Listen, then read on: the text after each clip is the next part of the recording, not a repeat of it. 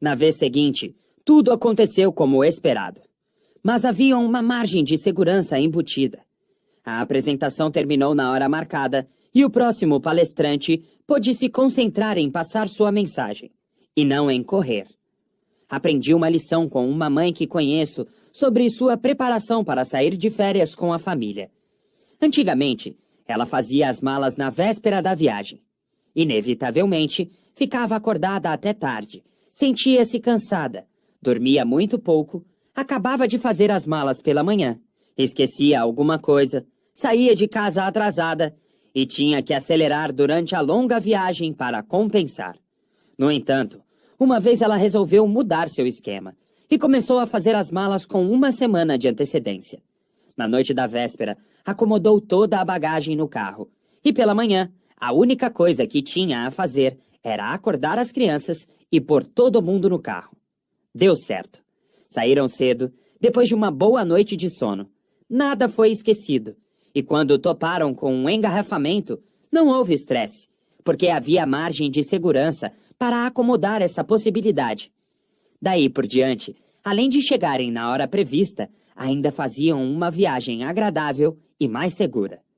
O não essencialista tende a prever sempre que tudo vai dar certo. Todos conhecemos alguém, ou somos esse alguém, que subestima cronicamente quanto tempo algo vai levar. São só 5 minutinhos. O projeto estará pronto na sexta-feira. Ou, vou levar no máximo 1 ano para escrever a minha tese. Mas é inevitável que tudo leve mais tempo. Acontece algo inesperado. A tarefa se mostra mais complicada do que parecia, ou a estimativa era simplesmente otimista demais.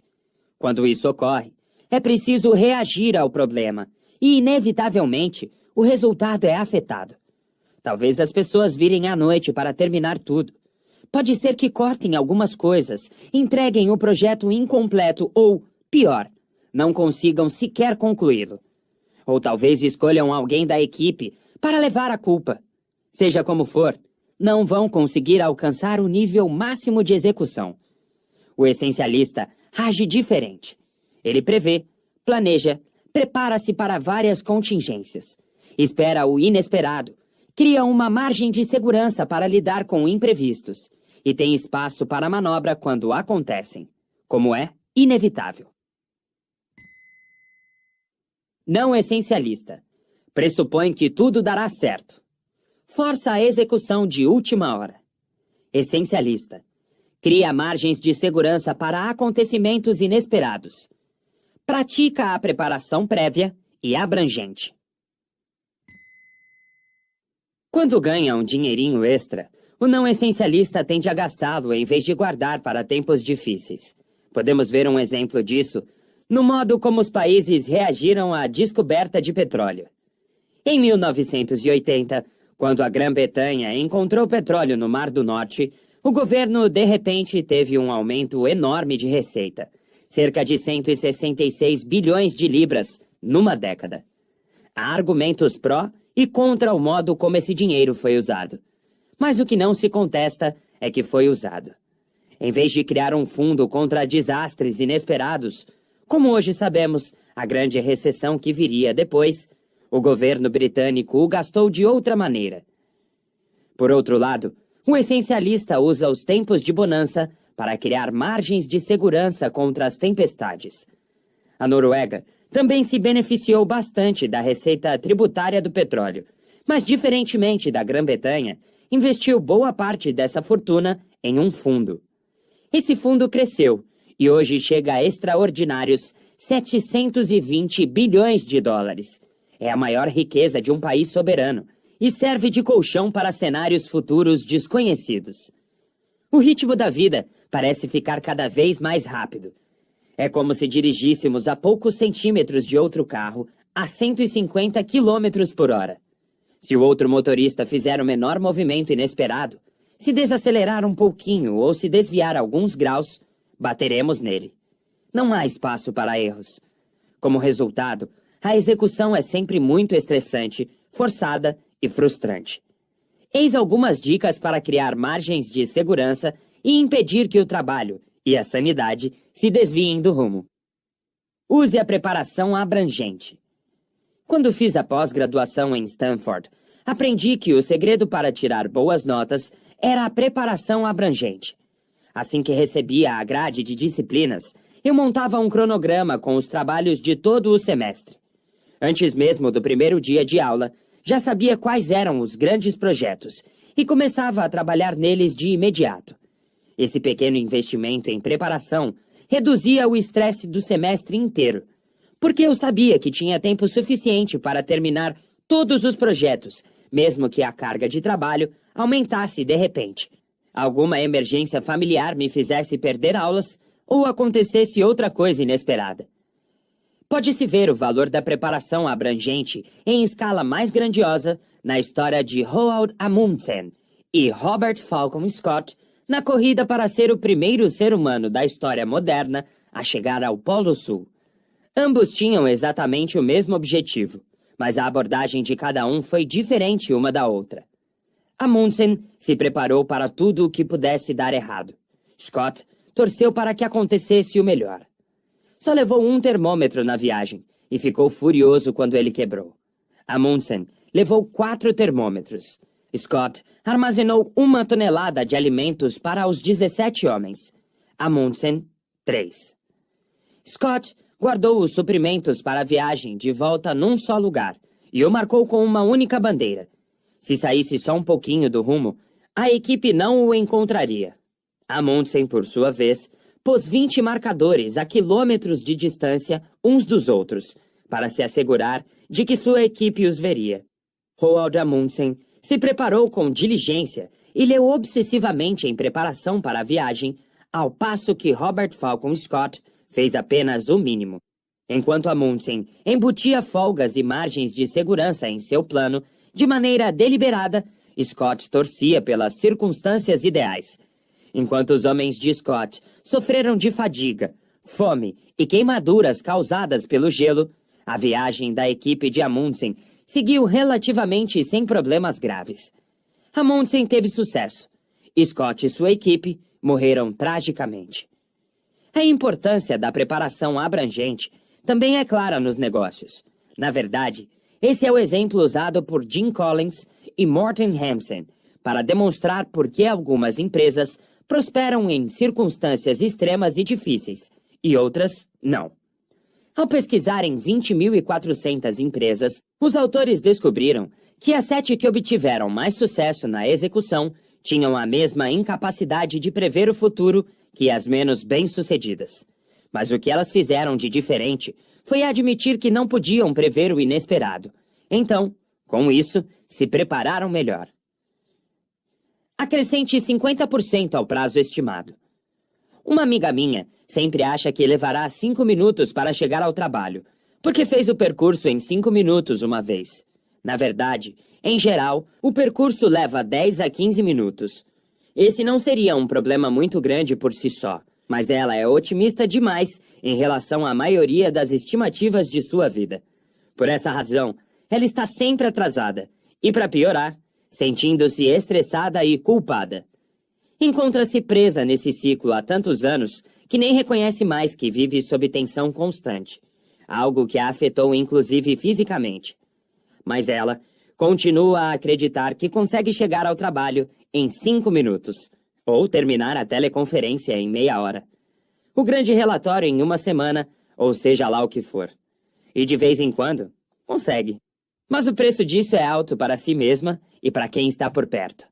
Ela daria uma contribuição muito maior a todas essas iniciativas se simplesmente criasse uma margem de segurança para não precisar fazer nada com pressa. Você já subestimou quanto tempo uma tarefa demoraria para ser executada? Se já, não foi o único. O nome desse fenômeno tão comum é falácia do planejamento. Essa expressão, cunhada por Daniel Kahneman em 1979, descreve a tendência de subestimar o tempo necessário para cumprir uma tarefa, mesmo quando ela já foi feita antes. Num estudo, perguntou-se a 37 universitários de quanto tempo precisariam para terminar o trabalho de conclusão de curso. Quando lhes pediram que estimassem o tempo necessário, se tudo corresse perfeitamente bem, A estimativa média foi de 27,4 dias. Quando lhes perguntaram o tempo necessário se tudo corresse da pior maneira possível, a estimativa média foi de 48,6 dias. No final, o tempo médio que os universitários realmente levaram foi de 55,5 dias. Somente 30% dos estudantes cumpriram a tarefa no tempo estimado. O curioso é que muita gente admite ter uma tendência a subestimar e, ao mesmo tempo, acredita que a estimativa atual está correta. Das várias explicações para subestimarmos o tempo que algo exigirá, acredito que a pressão social é a mais interessante. Um estudo verificou que, quando se estima de forma anônima o tempo necessário para cumprir uma tarefa, não se cai na falácia do planejamento. Isso significa que muitas vezes realmente sabemos que não conseguiremos cumprir o prazo, mas não queremos admitir. Sejam quais forem as razões, o resultado é que tendemos a nos atrasar. Em reuniões, na entrega de projetos no trabalho, no pagamento das contas, etc. Assim, a execução se torna frustrante quando poderia acontecer sem atrito. Um modo de se proteger disso é somar 50% de margem de segurança ao tempo estimado para concluir uma tarefa ou um projeto. Se 50% lhe parecer generoso demais, pense na frequência com que as atividades realmente nos exigem 50% mais tempo que o esperado. Portanto, se houver uma teleconferência marcada para durar 1 hora, inclua mais 30 minutos na agenda. Se estimou que levará 10 minutos para levar o filho à escolinha de futebol, saia de casa 15 minutos antes do início do treino. Além de aliviar o estresse que sentimos quando nos atrasamos, imagine como você ficaria menos estressado preso num engarrafamento se não estivesse atrasado. Ao descobrir que a execução da tarefa foi mais fácil e rápida do que esperávamos, embora para a maioria essa seja uma experiência rara, o tempo ganho parece um prêmio. Faça o planejamento de cenários. Evan Michael Kerjan, diretor administrativo do Centro de Gestão de Riscos e Processos de Decisão da Wharton School, recomenda que todos, começando pelos chefes de Estado, desenvolvam uma estratégia de gestão de riscos. Ele trabalhou com o Banco Mundial para identificar os países mais vulneráveis do mundo às mudanças climáticas. E, em consequência, o Marrocos, identificado como o 58º dos 85, criou um plano de ação para cuidar das áreas de risco. Quando trabalha com governos na criação de estratégias de gestão de riscos, Erwan sugere que comecem respondendo a 5 perguntas. 1. Onde corremos riscos e quais são eles? 2. Quais populações e que patrimônios estão expostos? Em que grau? 3. Qual é a vulnerabilidade deles? 4. Que ônus financeiro esses riscos representam para indivíduos, empresas e o orçamento do governo? E 5. Como investir para reduzir riscos e aumentar a resiliência social e econômica? Podemos adaptar essas 5 perguntas a nossas tentativas de criar margens de segurança. Pense no projeto mais importante que está tentando realizar no trabalho ou em casa. Depois, responda a essas 5 perguntas. 1. Que riscos eu corro nesse projeto? 2. Qual é o pior cenário? 3. Quais seriam seus efeitos sociais? 4. Qual seria o impacto financeiro? E 5. Como posso investir para reduzir riscos ou aumentar a resiliência social ou financeira? A resposta a essa 5ª e importantíssima pergunta lhe indicará as margens de segurança. Talvez aumentar o orçamento do projeto em 20%, pôr na equipe algum assessor de imprensa para cuidar da possível publicidade negativa, ou convocar uma reunião de diretoria para tratar das expectativas dos acionistas, que você pode criar para se salvaguardar dos acontecimentos inesperados. Os essencialistas aceitam a realidade de que nunca poderão prever ou se preparar totalmente para todos os cenários e eventualidades. O futuro é simplesmente imprevisível demais. Em vez disso, eles impõem margens de segurança para reduzir os riscos. Capítulo 16. Subtrair. Produza mais, removendo obstáculos. Para obter conhecimento, Acrescente coisas todo dia.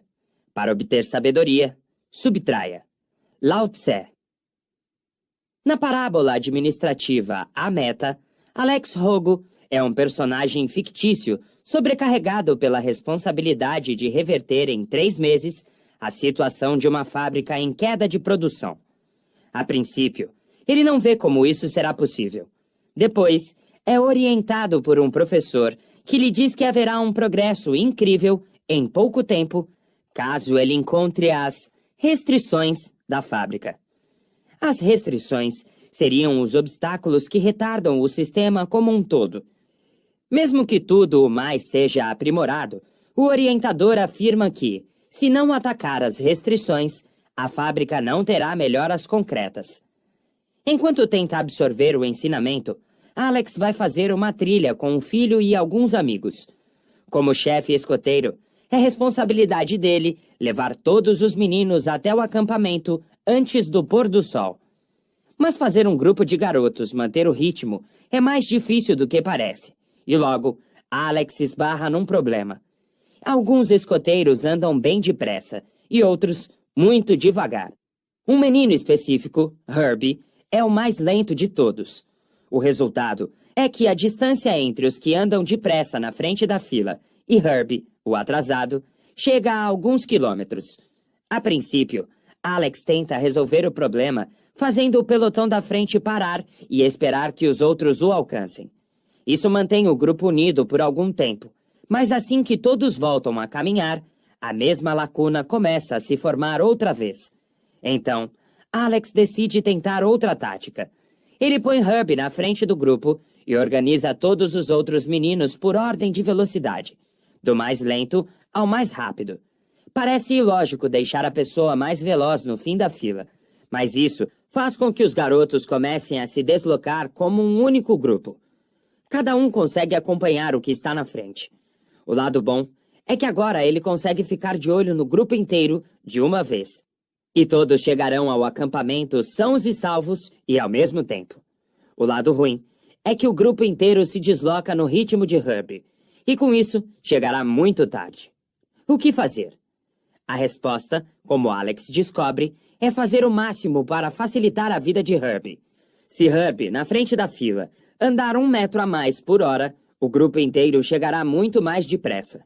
Para Alex, essa é uma ideia fascinante.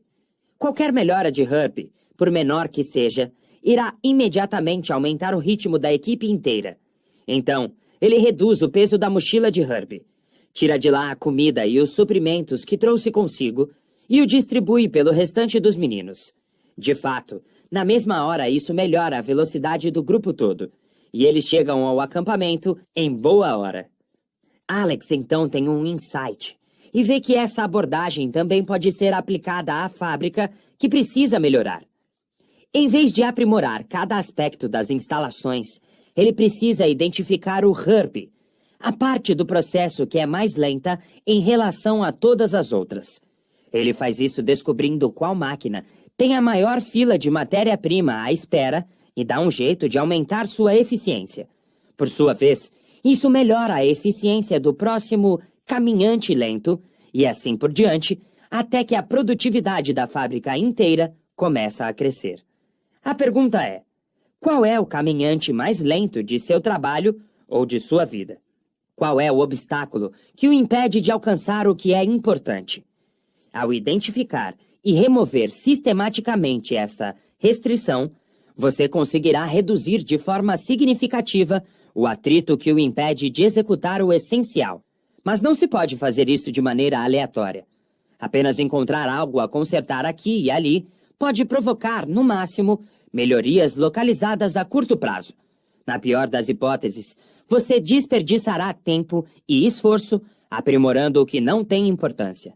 Se quiser realmente aperfeiçoar o funcionamento total do sistema, seja ele um processo de fabricação, uma prática no departamento ou uma rotina da vida cotidiana, será preciso identificar o caminhante mais lento.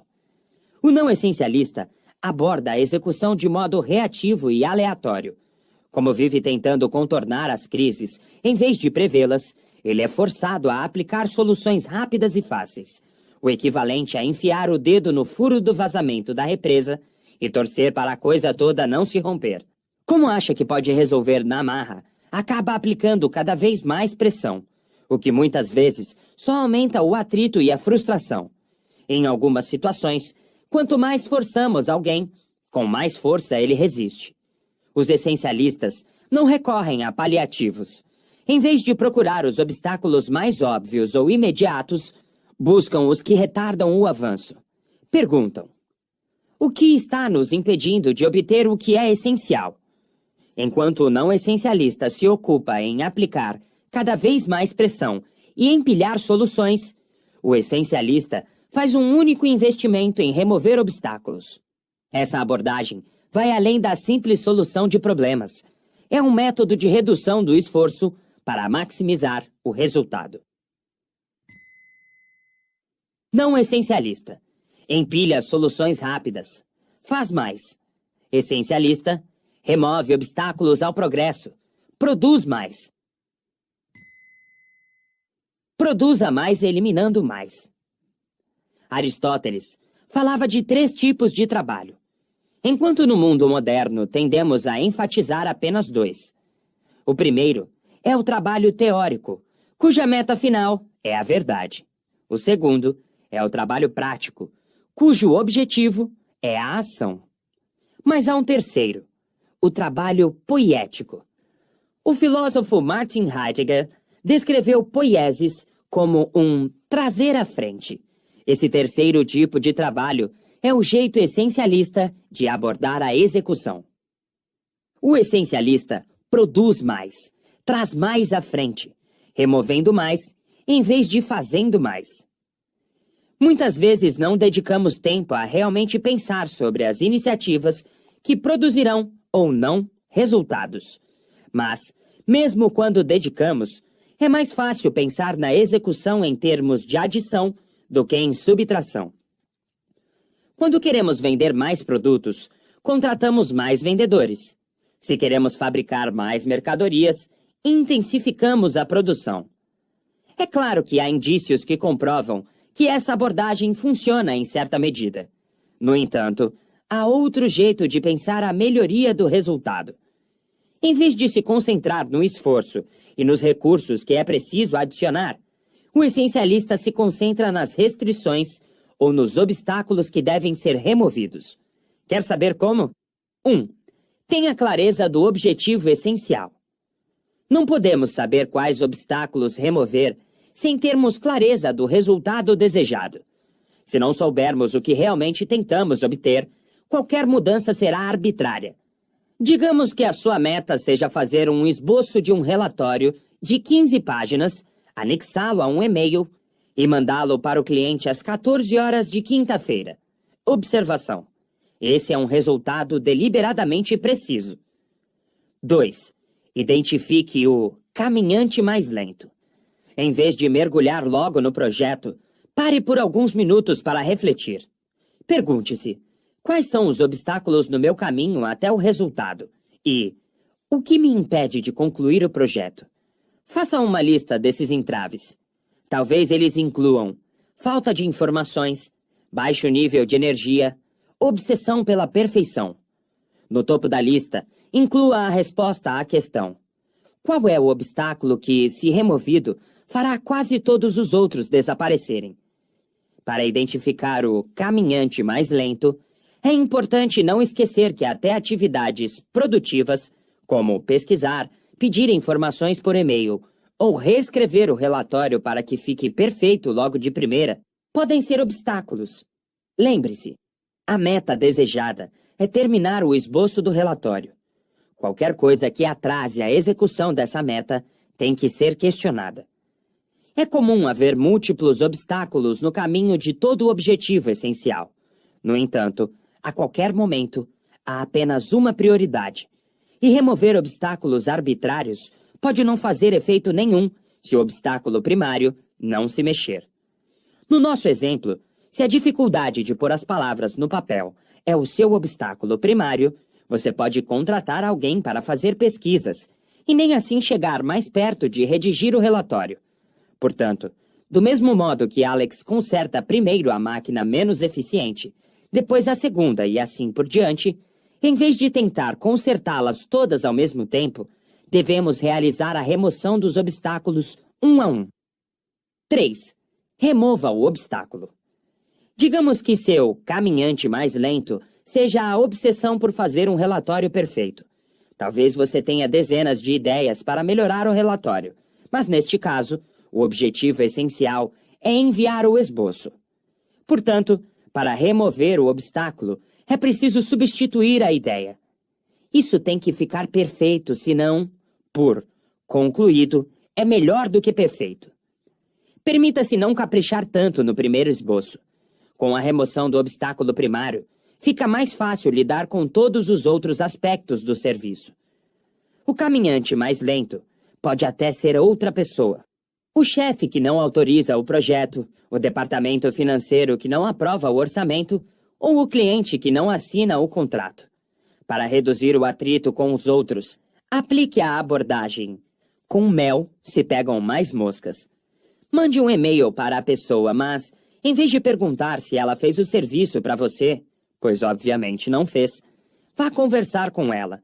Pergunte: que obstáculos ou gargalos estão impedindo que você termine X e como posso ajudar a removê-los? Em vez de importuná-la, ofereça ajuda com sinceridade. Você terá uma resposta mais cordial do que se apenas enviasse e-mails com mais cobranças. Quando nossos filhos eram bem pequenos e eu fazia pós-graduação, minha mulher se sentia pressionada pelas demandas envolvidas em cuidar das crianças o dia todo, todos os dias, e não sabia como resolver isso. Depois que aplicamos os passos descritos anteriormente, percebemos que o obstáculo primário que a impedia de dar a máxima contribuição à vida de nossos filhos era a falta de tempo para planejar, pensar e se preparar. Afinal de contas, com 3 crianças pequenas, era quase impossível ter tempo livre, sem interrupções. Então, trabalhamos para fazer um planejamento. Abri mão de muitas atividades extracurriculares para estar em casa à noite e contratamos uma pessoa para cuidar das crianças algumas horas por semana. Como resultado, conseguimos estar mais profundamente envolvidos e presentes no tempo que passávamos com nossos filhos. Ou seja, na verdade, ambos acabamos fazendo menos, porém melhor. Remover obstáculos não precisa ser difícil, nem exigir um esforço sobre-humano. Em vez disso, pode-se começar em pequena escala. É como deslocar um pedregulho no alto de um morro. Primeiro é preciso só um empurrãozinho. Depois, o impulso aumentará, naturalmente. Capítulo 17. Avançar. O poder das pequenas vitórias. Faça a cada dia algo que o aproxime um pouco mais de um amanhã melhor. Doug Farbog. Suponha que a polícia mande você parar o carro. Por acaso, se perguntaria se a multa seria boa ou ruim? Claro que não. Todo mundo sabe que todas as multas são ruins, certo? Mas uma inovadora delegacia de polícia de Richmond, no Canadá, acha que esse pressuposto deveria ser repensado. Existe uma abordagem já estabelecida para combater o crime. Aprove leis novas e mais duras. Imponha penas mais longas ou adote iniciativas de tolerância zero. Em outras palavras, faça mais do que já se faz, só que com mais intensidade. Durante anos, o Departamento de Polícia de Richmond adotou essas práticas básicas e antigas dos sistemas de policiamento do mundo inteiro e obteve o resultado típico: 65% de reincidência em crimes e aumento da criminalidade juvenil. Até que Ward Clapham, um novo superintendente jovem e de ideias avançadas, chegou e as questionou. Por que todas as nossas iniciativas de policiamento têm que ser tão reativas, tão negativas, tão posteriores aos fatos? E se, em vez de focar apenas a prisão de criminosos e distribuir punições ainda mais severas depois que cometeram o crime, a polícia dedicasse esforço e recursos significativos para eliminar o comportamento criminoso antes que acontecesse? Para citar Tony Blair, e se fossem duros com o crime, mas também com as causas do crime. Dessas perguntas veio a ideia original das multas positivas, programa no qual a polícia, em vez de se concentrar em prender jovens que cometessem crimes, se voltaria para jovens que fizessem algo de bom. Coisas simples como jogar o lixo na lixeira e não no chão, usar capacete ao pedalar, andar de skate na área designada ou chegar à escola na hora certa. E lhes daria uma multa pelo comportamento positivo. É claro que essa multa não seria como as de trânsito, que exigem o pagamento de determinada quantia. Seria um vale a ser trocado por alguma pequena recompensa, como ingressos para o cinema ou um espetáculo local, atividades saudáveis que também tivessem o bônus de manter os jovens fora das ruas e longe de problemas.